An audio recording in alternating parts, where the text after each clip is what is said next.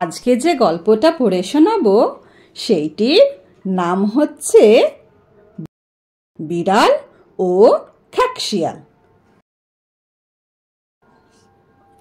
একদিন এক খাকশিয়াল ও এক বিড়াল বনের মধ্যে নির্জনে বসে শিকারী কুকুরদের নিয়ে আলোচনা করছিল।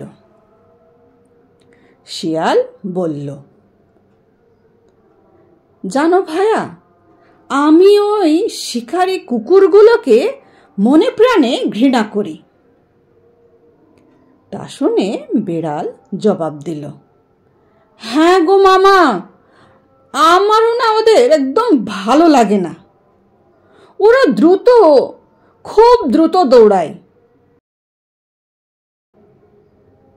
তখন শিয়াল বলল, তা ঠিক বলেছ ভাগ্নে, এটা কিন্তু সত্যি কথা, কিন্তু আমায় কখনোই ওরা ধরতে পারে না।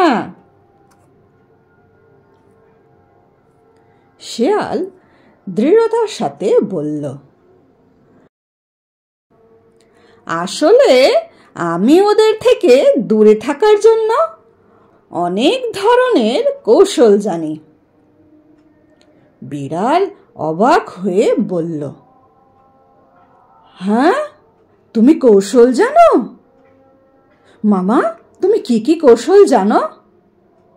ও শিয়াল মামা, তুমি কি কি কৌশল জানো আমায় একটু বলবে? শিয়াল গর্বের সাথে তখন উত্তর দিল, কৌশল অনেকগুলাই আছে ভাই।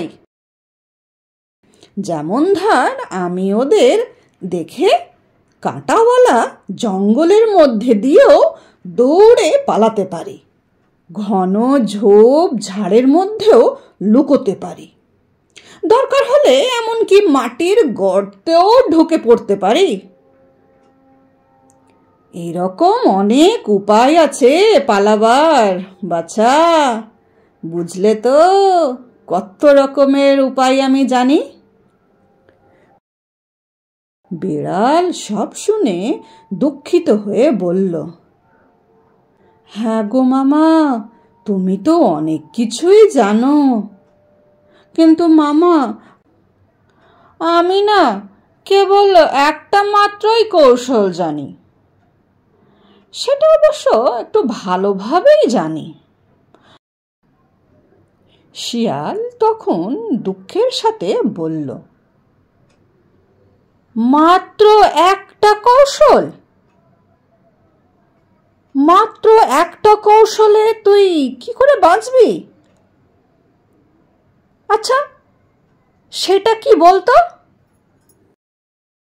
শিয়াল মামা, পিছনে চেয়ে দেখো, শিকারী কুকুরের দল বেঁধে আসছে তো। আর দেখো, আমি এক্ষুনি তোমায় পালাবার কৌশলটা দেখাচ্ছি। এই বলে বিড়াল পাশের গাছে চড়ে একদম উপরের ডালে গিয়ে বসল, কুকুরদের হাত থেকে রক্ষা পাবার জন্য। শিকারী কুকুরেরা তখন শিয়ালকে তাড়া করল। শিয়াল নানা উপায়ে পালাবার চেষ্টা করল, কিন্তু পারল না। অবশেষে কুকুরের দল শিয়ালকে ধরে মেরে ফেলল। গাছের ওপরে বসে বিড়াল তখন নিজের মনে মনে বলতে লাগলো, বেচারা শিয়ালের অনেক কৌশল জানা ছিল, তার থেকে কিন্তু আমার একটা কৌশলই ভালো, যার জন্য আজ আমি প্রাণে বেঁচে গেছি। বাবা, ভাগ্যিস আমি একটা কৌশলই খুব ভালো জানতাম, সেই জন্য আজকে আমি প্রাণে বেঁচে গেছি। না হলে ওই শিয়ালের মতন নানান রকমের কৌশল করতে গিয়ে হয়তো আমি কোনোটাই পারতাম না। যাক বাবা, আমি বেঁচে গেছি। এই গল্পটা থেকে আমরা কি শিক্ষা পাই? এই গল্পটা থেকে আমরা এটাই শিক্ষা পাই যে সবেতে হামবড়া ভাব ভালো নয়।